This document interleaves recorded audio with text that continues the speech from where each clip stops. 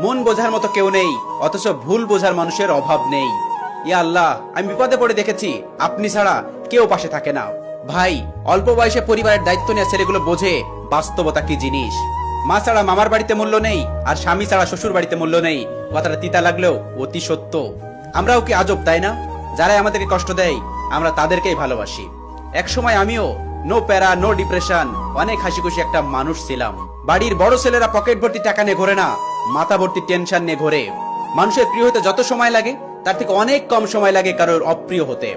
এই পৃথিবীতে কারোর মিথ্যা সম্পর্কে জড়িও না, জীবনটা একদম শেষ হয়ে যাবে।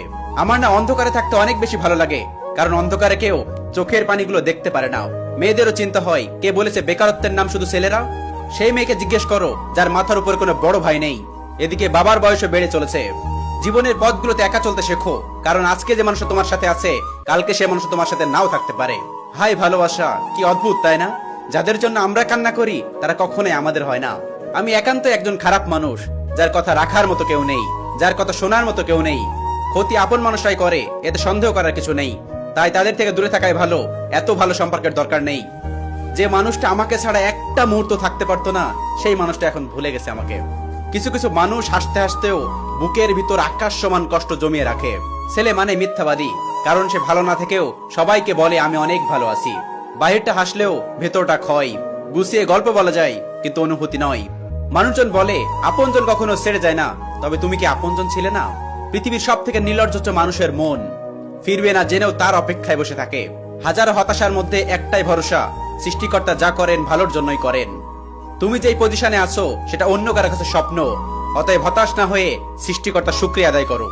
কখনো যদি মনে হয় যে সবকিছু থেকেও আপনি বড় একা, তাহলে বুঝে নিবেন জীবন আপনাকে ইশারা দিচ্ছে, নতুন কিছু শিখো, না হয় নতুন কিছু করো। ফুল তো অনেক ফোটে, কিন্তু প্রথম ফুলের মতো নয়। পাতা তো অনেক হয়, কিন্তু প্রথম পাতার মতো নয়। প্রিয়জন তো অনেক হয়, কিন্তু মা বাবার মতো নয়।